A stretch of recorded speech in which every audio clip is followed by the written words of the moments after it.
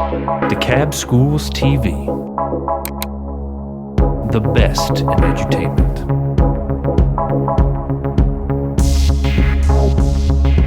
Good evening.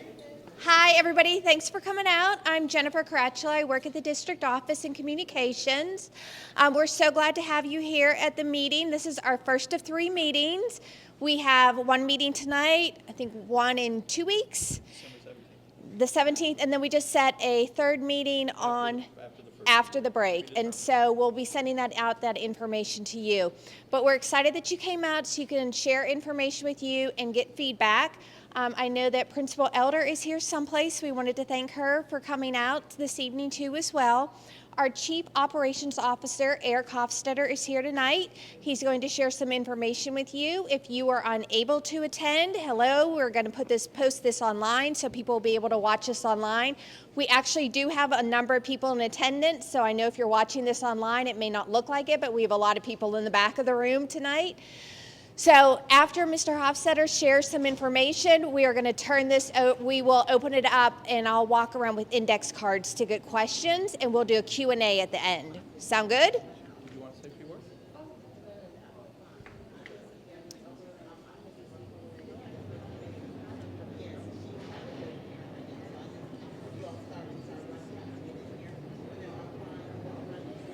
Okay.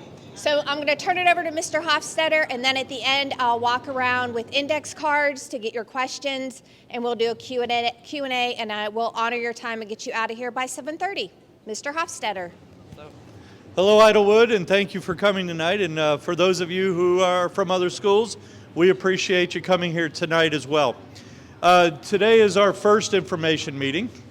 Oh yeah, now we got our VIPs here. And we're going to get started here in just a moment. But what this first meeting is about is we're not solving anything. We're literally just kind of giving information tonight. All right. Our second meeting, we're going to come back and ask for more feedback. All right. But tonight we're going to ask for some initial feedback. So I just want you all to relax. We're going to start the conversation, but we really look forward to the very thoughtful kind of feedback that you'll provide for us. It helps us create solutions to what we're trying to solve here. But before I begin, I just want to introduce someone real quick, if I can. And so please give a hand to our mighty superintendent here, award-winning superintendent, Dr. Devon Q. Horton. Good evening, everyone. Thank you, Chief Hofstetter, I'll pay you later for that introduction. We are here tonight to engage in some really important conversation and share some information with you. We think it's important, or we know that it's important for our communities when we're making decisions about students and facilities and programs, that we get the voices collected, and not just collecting them for the sake of it, but just to really have the space to share your feelings, thoughts, questions, concerns, and so it's important to do that. And we're going to have a presentation tonight, and we'll come back again, and we'll continue to work with you all so that we can be very clear. I also want to introduce our board rep, Ms. Gevertz. She's here. And thank you for being here, Ms. Gevertz. And so we're going to you ready to turn it over and get us started. All right, thank you. All right. Thank you again. I appreciate it. Okay, so what we're here tonight is what we call an attendance boundary review. All right, and there are some board policies and procedures that help structure this so that you as a community, we can help make those decisions. All right, this will be the first of at least 3 meetings, okay? Again, as Jennifer shared with us initially, tonight is the first meeting. There will be one on December 17th, okay? And we'll send that back out again. And then we'll have another one on a date to be determined after the first of the year in January at some time. Is it January 9th? All right, so tentatively January 9th. Okay, all right. So let's go through here. The first thing is we like to be interactive, and we like to know who's part of our conversation here tonight. If you have a phone, we'd like you to go ahead and if you want to scan the QR code and just answer the first question or two. Tell us who you are and what schools you represent. If you can't get it on your phone there, if you go to www.slido.com, And you can go that way. That's again www.slido.com and enter the code 3294138. Okay? And we're going to ask you a couple of questions here tonight for the feedback. Again, that helps us to formulate potential options. Okay? All right. And let's just see who we're talking to here tonight. In an effort to let you know that we do actually get your feedback, I just want to show you that that's all there. So you can see it going up and down. So this is live.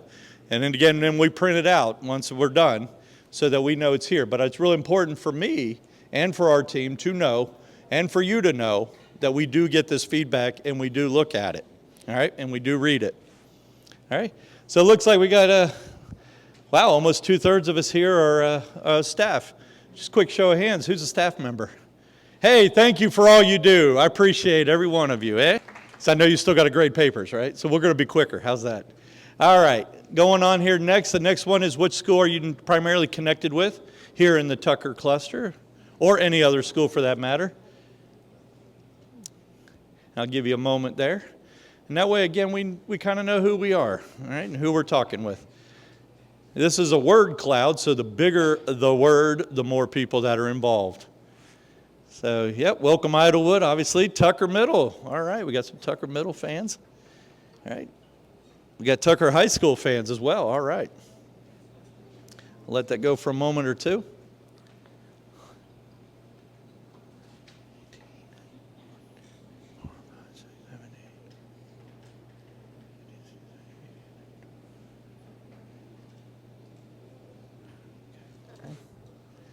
All right. Looks like we got just another minute or two. So looks like we're talking to a lot of staff here from Idlewood Elementary School, if I had to do a quick scan of the data. All right. All right. Well, thank you and welcome for coming. And we'll continue on. So kind of here's an agenda. We're going to go through it. We're going to talk about our status of schools. We're going to talk about enrollment and also about an upcoming renovation project here on this campus. All right, so the first thing that we want to set up is our elementary school enrollments at this time and in our projected. We have a full-time GIS team and enrollment forecast team. David, wave everybody. Dave is one of our chief forecasters, and he does a great job every day working with all these numbers. And just kudos to him. Every year he's always within 1% of his forecasts and predictions, which is a lot better than our weather people. So we're very proud of that, and that's very helpful. But as you can see here around the Tucker cluster, just a couple of notes. Some schools have a difference of extra seats based on their capacity of their current enrollments, okay? But the big key here is you can see here at Idlewood, we have 117 more students than what the capacity is for. And if you come here on a daily basis, you feel it. You see it, right? Okay. You also see some of our other schools with their capacity and their enrollments. And then you see some of our other schools with an abundance of seats. Okay? All right? And you can kind of see where that's at.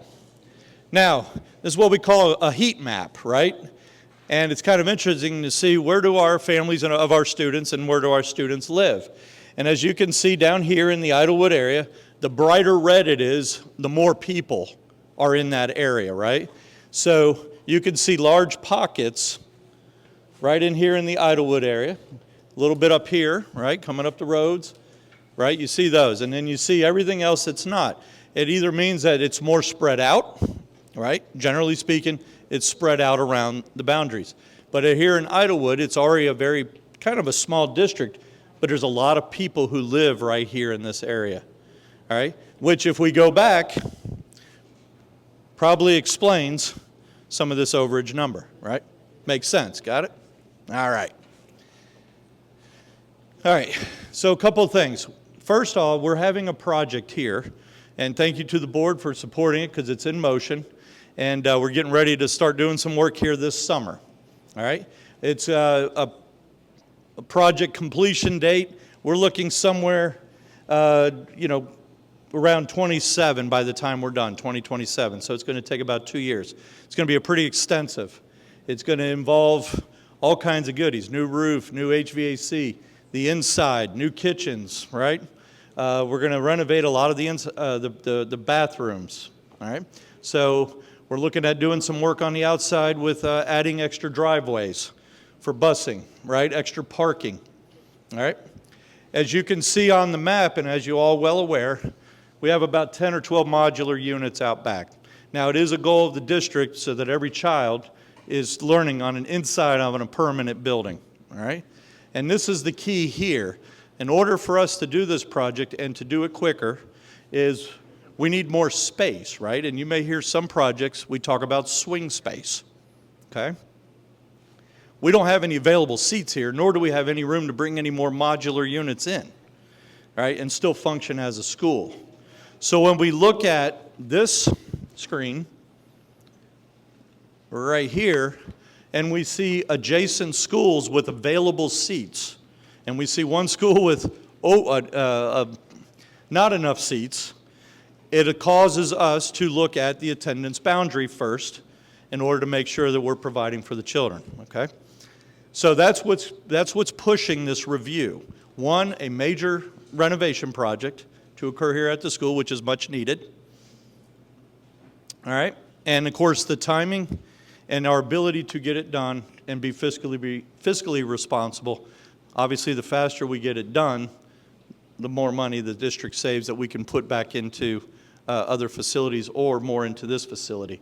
But just as important, least disruption of learning, all right? Nobody wants to have bulldozers on their campus for 4 years, all right?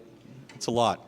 And on this campus here, I don't have to tell you, but the traffic, the parking, the congestion, it's already a challenge. When we start bringing in extra machinery, it's just going to make it that much more difficult, all right? We say that to mean this statement right here. Obviously, a smaller student population within the school will help make this project more successful, okay, and more efficient. Some of the neighboring schools. One, you have Smoke Rise Elementary, opened in 2021, large school, okay. Back when it was designed, the idea was, with 984 seats of capacity, was to help relieve schools that were forecasted to continue to grow, okay. Well, here we are. Smoke Rise is now opened. It now has 984 seats, and it has 537 of enrollment, which if we go back to that first screen, you got somewhere around 400 available seats, okay, that it can hold and is designed for. Okay, also adjacent school within the cluster is Brockett Elementary School, all right, a little bit smaller at 500 seats, also built in 1961, same time, okay. And it has an enrollment of about 390, so it's got about 100 seats available, 110 seats available, okay? So just let that soak in. Now, the reason why we're only showing these two is because we want to try to preserve the Tucker cluster, okay? Try to preserve it. That doesn't mean it will, but that's what we're after, and that's the kind of things that we'd like to do, all right? And we'll explain more why. So, by moving some students from Idlewood to an adjacent school that makes sense, right? Eventually, all those students will continue to either go to Tucker Middle School or Tucker High School, all right? That doesn't change, okay? All right. Nice, okay. More students, all right. A little more orientation and just the proximity so you can kind of see where the school located and some of the boundaries area, okay? All right. All right, so the planning, we go back to 2020. Again, the overcrowding at Idlewood Elementary, we got 12 portable classrooms that we're using on a daily basis. But there was also the delayed redistricting when the new Smoke Rise Elementary School opened. All right, but here we are in 2024, and we need to come out and review that and take a good hard look. All right. Again, you got several different ways to do things. Either move some to Smoke Rise, move some to Brockett, or a combination of something there, okay? That's kind of the thought process here. I'll get questions in just a moment if I can wait, okay? All right, other planning. While Brockett, it's not overcrowded, also sits between, right, where the crowding is and where the under capacity is, right?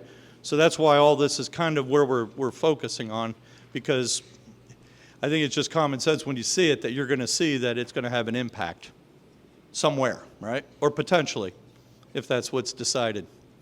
All right, so let's talk about the process for a moment. All right, again, just want to reiterate, here we are on December, our first meeting for this forum here. We're just going to give you what's happening, right? And the intent. We're going to come back. This is where we're going to get more feedback from you, because based on the feedback you give us today, we're going to look at different solutions, scenarios, or options that may help solve this if that's what we're after, right? And we're going to get your feedback on that, all right? And then we'll come back again in January with, hopefully, if we can get it down to one recommendation. Ultimately, it has to go to the Board of Education for approval, all right? Okay? All right. All right, a couple things about policy, all right? And again, we talked about the board policy. And attendance areas shall be established. You can read it, right? But whenever it is there, and that's the rule, right? Students must attend that school. Now, a few caveats there that we're going to go over. Our focus area here, again, at Idlewood, right? We got overcrowding and a major renovation project, okay? So when we see that, it suggests that we need to have a review. That's why we're here, again. I just want to be very clear on why we're here. All right. Okay, in the board policy, and I highlighted this because as an elementary school, so if you are a parent of a fourth grader, and let's say for now, that there is a change for next school year, right?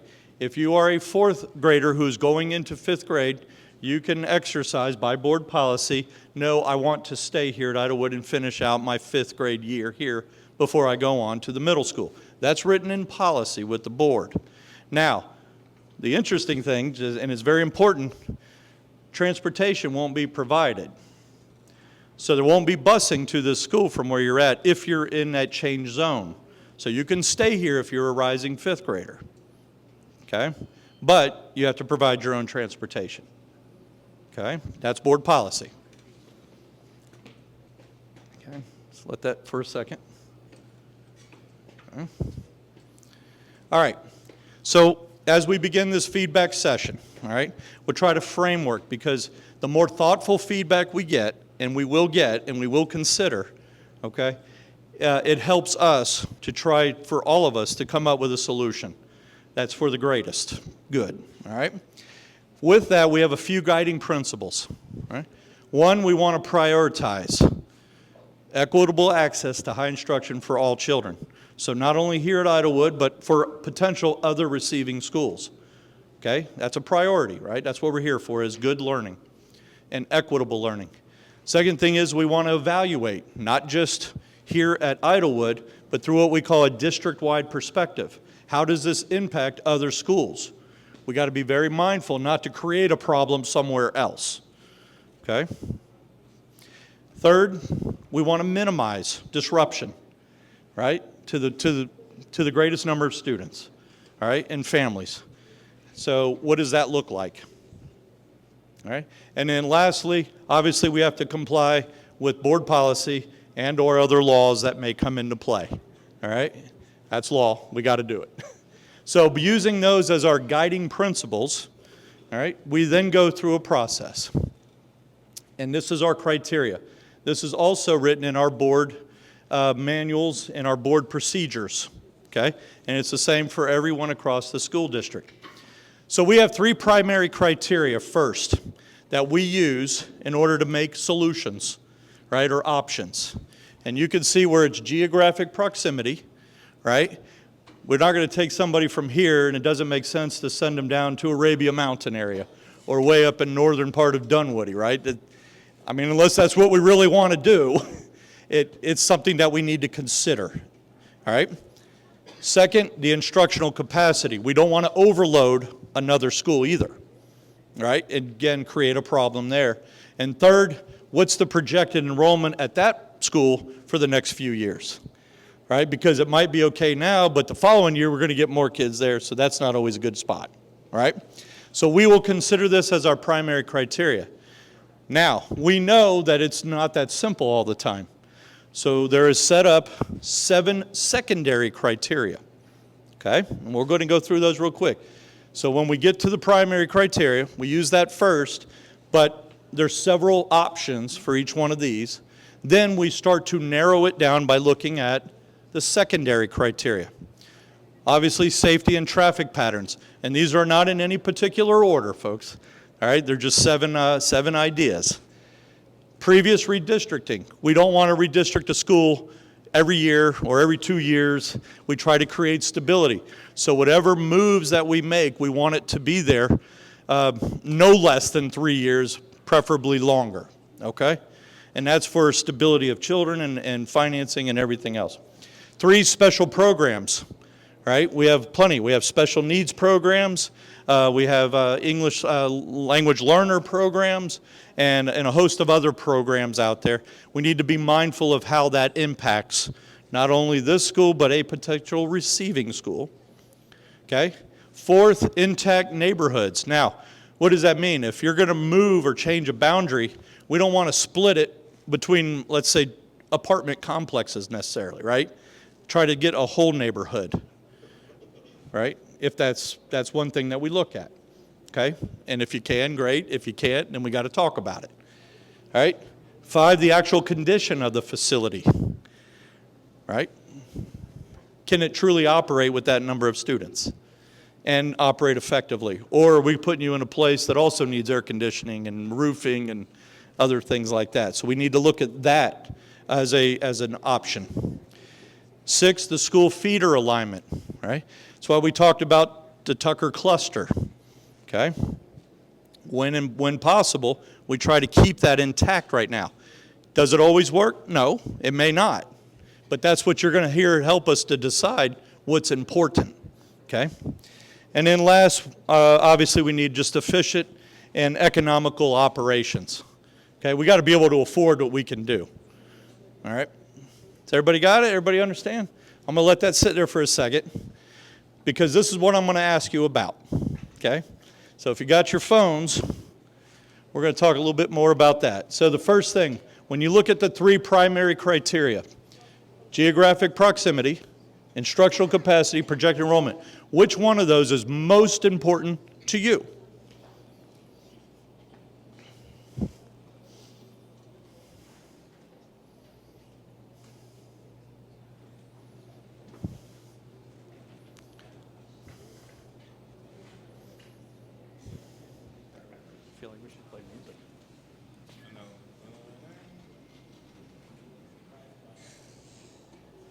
Keep letting it roll a little longer as I see a lot of folks still typing and thinking.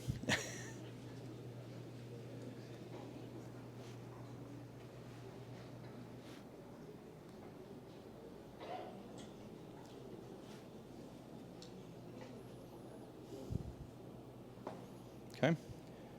All right, and then I'm going to move to the second one. You can still work on this. It's not going to go away when I go to the next slide, right? Just stay on it? Okay, never mind. Thank you. Excuse me, my tech person, no stay. Okay. Yep. Looks like we have 22 responses so far. Let's see if we get a few more. All right. Looks like it slowed down on us. Yeah, 23. Okay. So we can kind of see where instructional capacity and that geographic proximity are kind of where we're most focused on together right now. That's what's on our mind and the things that matter to us is most. All right, we're going to go on to the next one, okay? And we're going to do the same thing now for the secondary criteria. So out of those 7, which is most important to you so that we know what we really need to consider and put a heavier weight on, okay?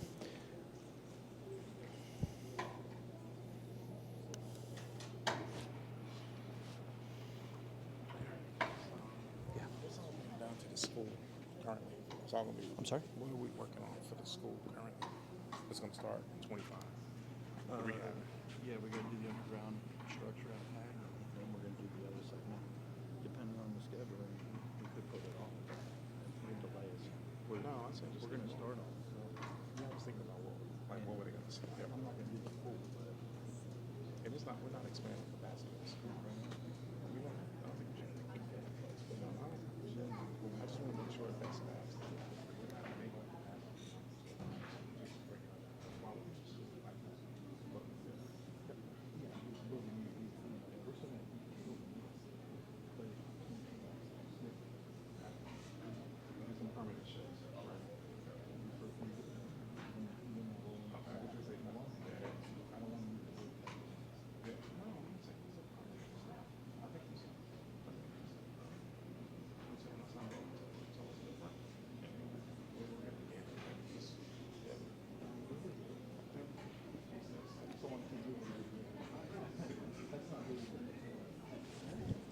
All right, looks like we got about 25, 26 so far. Obviously, safety and traffic is a number and condition. All right, this is great feedback. We really appreciate it. It really helps us look at different solutions and different options, okay? All right, so we're going to move on here. All right, lastly, there's one other piece of feedback. All right, the way we look at feedback, right, and we need really good feedback and very thoughtful and very deliberate, all right, feedback, and we really want to know what's on your mind. We really do, okay? And again, we do read this. We do consider it, again, to the extent feasible. But when you look at those 3 primary criteria, the 7 secondary, right, and we look at that, what we're looking for is a little bit more in depth. Tell us more about that, all right? Which angle are you looking at? And if it's something different, you can add that too. That's fine, all right? Again, we're going to commit to receiving and considering all input, all right? And that's why I'm showing you that we're getting it. I want you to know we are. But I need you to know that our team, again, we have to balance all the different perspectives and feedback we get with logistical, right? Back to that guiding principles, right? Back to those logistical limitations so that we can develop plans and potential options, all right? Therefore, even though we can get input, we'll try to accommodate as much as we can, but I cannot guarantee all of it can be accommodated, okay? Now, we're going to hand out some note cards, all right? You can either do this via the phone, you can do it on a note card, and we'll take those back, all right? Or you can email us at dcsdbuilds@DeKalbSchoolsGA.org, all right? Just please put in Idlewood feedback in the subject line. So if you leave here tonight and you think of something, please let us know, all right? A lot of our residents and citizens use it. We do look at it. We're able to help create better environments because of it, okay? Now, lastly, if you're on your phone, if there's anything you want to let us know now about other things that we should consider, right, in addition to what we've already presented, what other things do we need to take a look at? Please feel free to write that down, okay? And we'll get that in there. If not, Jennifer has been passing out cards. You can go ahead and write some questions down now if you would like. We'll answer a few of them. The ones we don't get to, what we're going to do is we're going to bring them all together, right? We're going to answer all of them, and we're going to put that out on our website. We're also going to share it with the principal, who can share it with all their newsletters, okay? So that kind of a Q&A sheet, okay? Again, if you think of something later, which I would think you would, right? After you let this process a little, please use dcsdbuilds@DeKalbSchoolsGA.org. Please put in that Idlewood project in the subject line so that we know it's Idlewood, right? We have 130 projects across the county right now, so we just need to know which one we're talking about. Okay. All right, so again, you can see where we're getting the feedback. All right, and Jay's over here. He's going to get it all, and later on we're going to save it, and then we're going to look at it all at one time, along with the note cards, along with other emails we get. And from there, we're going to use this data to try to come up with some options, and those will be presented back in meeting number 2 on December 17th, okay? All right. Jay, will that keep going if I move slides? Okay. Whoop.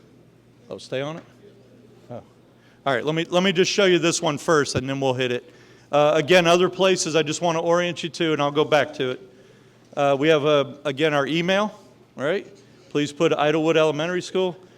Our capital improvement project website, if you go to there and you click on Idlewood, you can stay up to date on the project itself as it unfolds over the next couple of years. And our student assignment planning website will put out more information about this review process and about the feedback and where we are, so that, again, everybody sees the same thing that we've all seen here tonight, okay? So that's where we're at right now. I'll go back to this one here because it'll continue to write some comments. In the meantime, we want to take a few questions because I'm done. Are they using that? Everybody's using that? Great. I love electronics. This is when you get to use cell phones, right, in schools. Okay, again, our next meeting, December 17th, and we'll put that out as well. All right.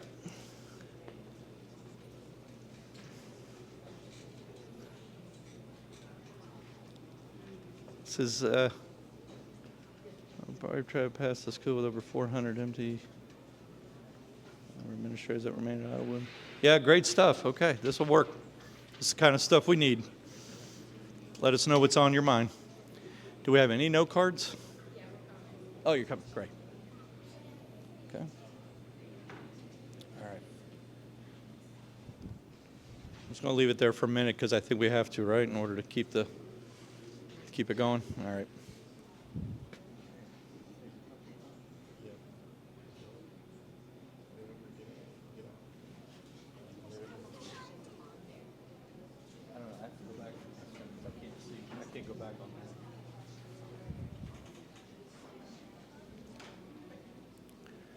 All right, I see a lot of questions here about a new school building.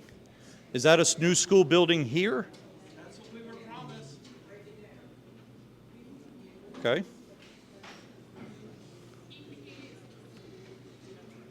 Well, the school itself is going to remain. It's just going to be renovated.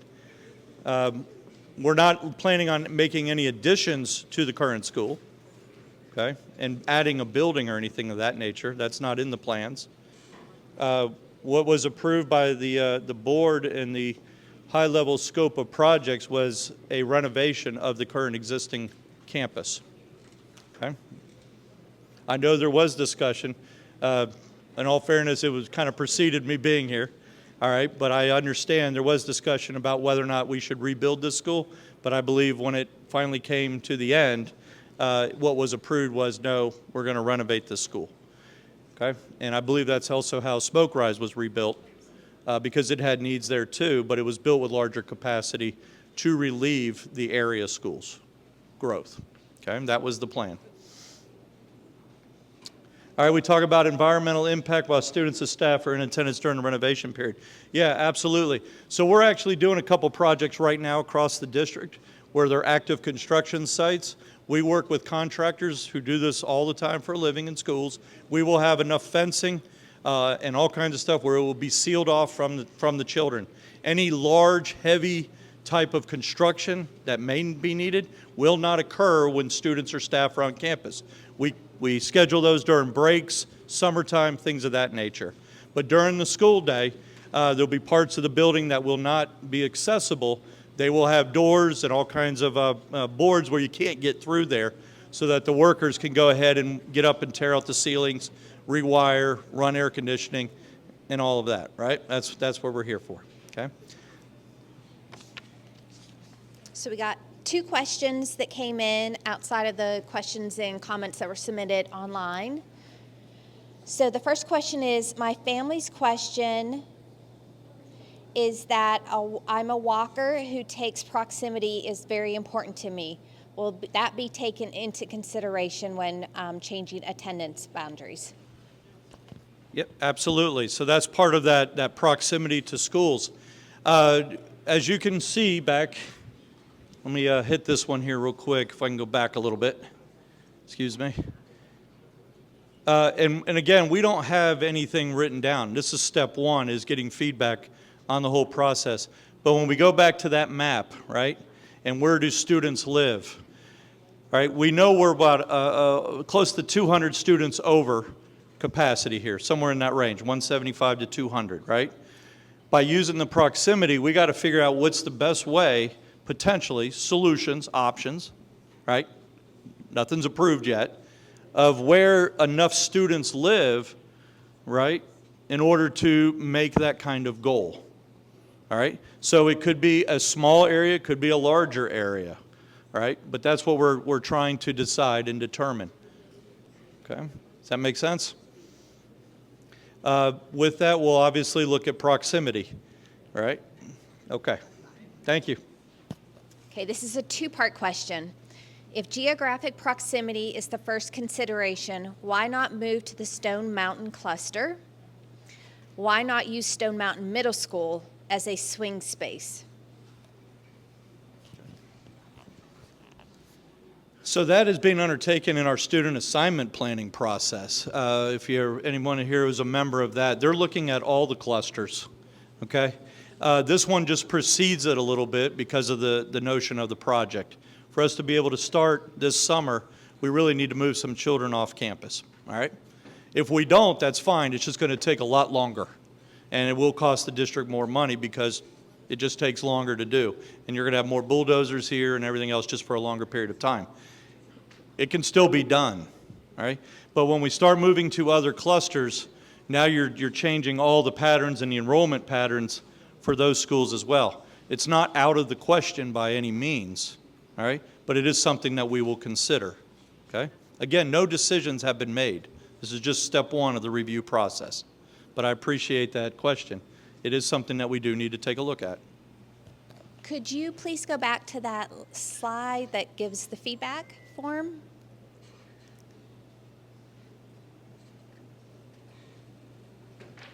Yeah, that. Okay, so we're going to keep that up for a little bit as we wrap up the meeting. So thank you all for coming out. We want to turn it back over to our superintendent for closing comments.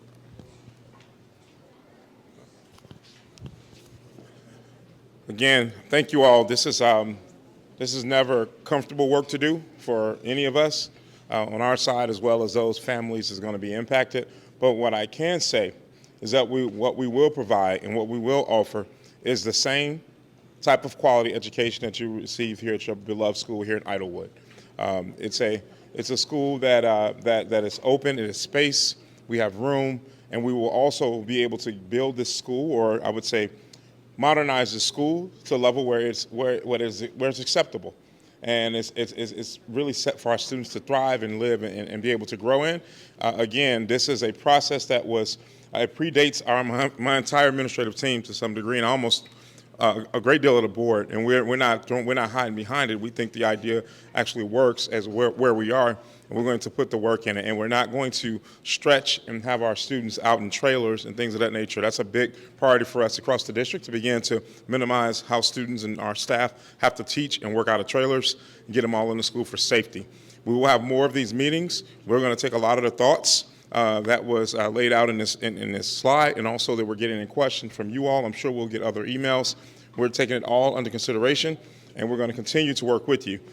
We do know that something has to be done to make sure that our students are in the best educational environment possible. That's the best way for me to frame that. And so bear with us, and we're going to work with you, and we're looking forward to more conversation in the near future. So thank you all for coming out tonight. All right. DeKalb Schools TV. The best in edutainment.